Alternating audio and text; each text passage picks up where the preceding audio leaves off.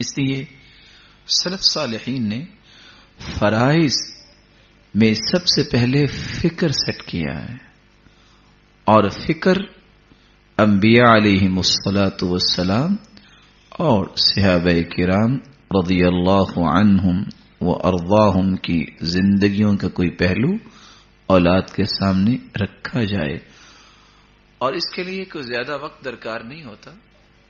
بہت سارے بچے جو قرآن سنتے سنتے سوتے ہیں، بہت سارے بچے کھیلتے کھیلتے سوتے ہیں، اور بہت سارے بچے کھاتے کھاتے سونا چاہتے ہیں، دودھ پیا اور سو گئے، اور بہت سارے بچے جب تک ان کی کوئی انٹرٹینمنٹ الگ سے نہ بنائی جائے ان کو نیند نہیں آتی۔ تو یہ ایک تجربہ ہے، بلکہ ریسرچ بتاتی ہے کہ بچے کا مائنڈ جہاں آپ سیٹ کر دیں گے وہاں ہو جائے گا۔ آپ اگر ٹیلی فون پکڑ کے بچے کو کہیں یہ قلم ہے، اس کو کچھ پتا نہیں، وہ قلم ہی کہے گا۔ آپ نے اس کو ڈائریکشن دینی ہے، رخ آپ نے دینا ہے، جو رخ آپ دے دیں گے اسی پہ ہی وہ چلتا جائے گا۔ بچہ جو بے سمجھ ہوتا ہے، اگر اس کے سامنے آپ بار بار انگلش کے الفاظ بولیں گے، یہ نہیں ہو سکتا کہ اس کی زبان، اس کے کان سنیں تو انگلش اور زبان پہ آئے عربی، یہ نہیں ہو سکتا۔ اگر اس کے کانوں تک قرآن ہی ٹکرائے گا تو وہ بچہ ضرور اس قرآن سے محبت کرے گا، اس قرآن سے اس کا لگاؤ ہوگا، اور اگر کسی کو پڑھتے اس نے دیکھ لیا تو اسی طرح وہ کرتا نظر آئے گا۔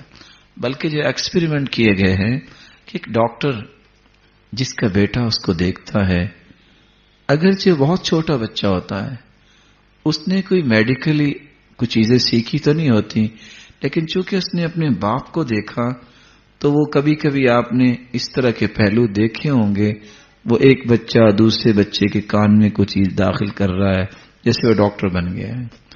اس طرح کے پہلو کیوں پیش آتے ہیں؟ جو اس نے دیکھا اسی کو کرنے کی کوشش کرتا ہے۔ اس لیے یہاں رک کے یہ بات میں کہنا چاہوں گا، جس ماں باپ کے افکار اچھے نہیں، اس کی اولاد کے افکار کبھی اچھے نہیں ہو سکتے۔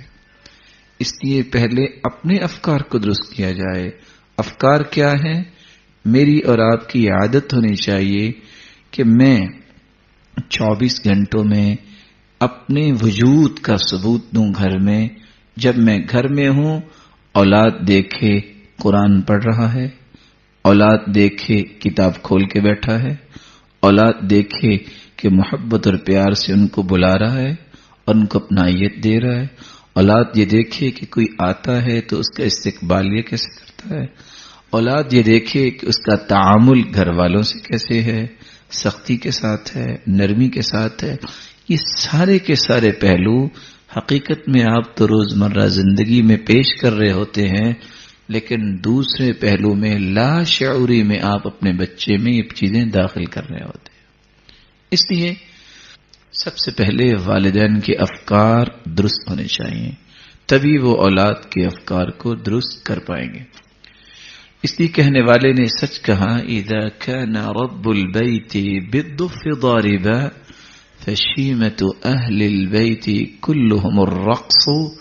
اگر گھر کا مالک باپ ہے اور مالکن والدہ ہے، اذا كان رب البیت بالضف ضاربا، اگر ماں باپ دف بجانے والے ہوں، فشیمت اہل البیت كلهم الرقص، تو اولادیں بھی پھر تو رقص کرنے والی ہی ہوں گی۔ لیکن اگر ماں باپ جو ہیں وہ خیر اور بھلائی کے پہلوؤں کو پیش کرنے والے ہیں تو یہ اللہ تعالیٰ کا وعدہ بھی ہے، ان اللہ لا یضیع اجر من احسن عملا، اللہ تعالیٰ اچھا عمل کرنے والے کو ضائع نہیں کرتے۔ فرائض کے اہتمام میں دوسرا پہلو، سلف صالحین امور فطرت پہ بار بار توجہ دلاتے ہیں۔ امور فطرت سب سے پہلی چیز توحید ہے۔ کل مولود یولد علی الفطرہ فأبواہ یہودان او ینصران او یمجسان۔ جتنی بھی دنیا اللہ تعالیٰ نے پیدا کی، تمام بچے فطرت پہ پیدا ہوتے ہیں اور فطرت توحید ہے. ان کے والدین ان کو مجوسی بناتے ہیں، یہودی بناتے ہیں اور عیسائی بناتے ہیں. اس حدیث سے یہ پتہ چلا کہ اللہ تعالی نے تمام کائنات کو فطرت اسلام پہ پیدا کیا ہے. والدین کے جو بھی بیہیویئر ہوتے ہیں وہ اولاد پہ اثر انداز ہوتے ہیں. اس لیے ایک بچہ جب صبح اٹھتا ہے، خواہ وہ کس وقت بھی اٹھے، اور وہ دیکھتا ہے کہ اس کا باپ وضو کر رہا ہے کہ اس کی والدہ نماز پڑھ رہی ہے، اگرچہ کچھ وقت اسے رونا بھی پڑتا ہے کیونکہ اس کو بھوک لگی ہے، لیکن یہ پہلو ساتھ ساتھ وہ سیکھ رہا ہے. اور جس نے کبھی دیکھا ہی نہیں کہ 24 گھنٹے میں باپ نے یا ماں نے گھر میں کوئی نماز پڑھی ہو یا اس نے کوئی قرآن کھولا ہو، ایسا بچہ اس قرآن سے محبت کیسے کرے گا؟ اور بلکہ ریسرچ نے حیران کر دیا یہ بات پیش کر کے کہ آج تجوید کورس کروانے کے لیے کتنی سٹرگلز کی جا رہی ہیں، کتنی ایفرٹس لگائی جا رہی ہیں. وہ بچے جو بچپن سے قرآن سنتے ہیں، وہ بچے جو قرآن کی تلاوت سنتے رہتے ہیں، بڑے ہو کر ان کا پرننسیشن میں، اور جن کو بچپن میں قرآن نہیں سنایا گیا ان کے پرننسیشن میں بہت بڑا فرق ہوتا ہے، بغیر سیکھے. ابھی کچھ قواعد نہیں سیکھے. اس لیے فطرت جو ہے توحید پہ. یہی وجہ ہے رسول اللہ صلی اللہ علیہ وسلم نے یہ فرمایا تھا، افتحوا علی صبیانکم اول کلمہ بلا الہ الا اللہ. اپنے بچے کی زبان پہ سب سے پہلا کلمہ لایا کرو لا الہ الا اللہ. اب کیسے لائیں گے؟ جو والدین لا الہ الا اللہ پڑھتے ہیں بیٹے نے وہی پڑھنا ہے.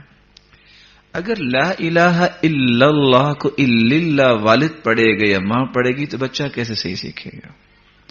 اور آپ کہیں گے کہ یہ کیسے؟ تعجب کی بات ہے کہ ایک نہیں سینکڑوں گھر ایسے ہیں کہ ان کو واقعتاً کلمہ پڑھنا نہیں آتا. یعنی اتفاق سے ایک جگہ میں درس دینے گیا تو آپ کو اندازہ ہے کہ درس دیتے پہلے 5 سے 10 منٹ میں آڈینس کا اندازہ ہو جاتا ہے کہ یہ بات سمجھ رہے ہیں کہ نہیں. تو میں نے تھوڑا سا غور کیا تو میں نے سوچا کہ میں کسی اور وادی میں ہوں اور یہ کسی اور وادی میں ہے. میں نے اپنے آپ کو مزید تھوڑا سا نیچے لیول پہ لے کے آیا کہ ذرا سادہ گفتگو مزید کروں. میں نے تھوڑی دیر کے بعد چیک کیا تو وہ یہ گفتگو بھی ان پہ بھاری تھی. میں نے وہ سارے پہلو چھوڑ دیے. میں نے ان کا حال پوچھ لیا، کیا حال ہے، آپ کو بات سمجھ آ رہی ہے؟ تو سب کیا کہہ رہے ہیں؟ جی ہاں سمجھ آ رہی ہے. تو میں نے کہا میرا جی چاہتا ہے کہ میں سب سے پہلے کلمہ سناؤں اور اس کا ترجمہ کروں.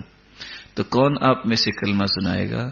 آپ یہ بات سن کے ورطہ حیرت میں چلے جائیں گے کہ وہاں جو 7 سے 8 10 بزرگ بیٹھے تھے، جو لوگ بیٹھے تھے، ان میں سے کوئی شخص لا الہ الا اللہ سنانے کے لیے تیار نہیں تھا. اور وہ اندازہ سچ نکلا. یہی وجہ ہے ہم اس بات پہ بار بار جو زور دینا چاہتے ہیں کہ جب تک میرے محترم ہم ٹھیک نہیں ہوں گے اس وقت تک ہماری اولادیں ٹھیک نہیں ہوں گی. ہمیں اولاد کے حقوق اس وقت تک دینے آئیں گے جب ہمارے اندر یہ صلاحیت ہوگی. اولاد کی نیک تربیت اس وقت ممکن ہوگی جب اس تربیت کے نقوش ہمارے اندر موجود ہوں گے. شکراً یا ربی شکراً هدیت قلبی شکراً نورت دربی شکراً شکراً یا رب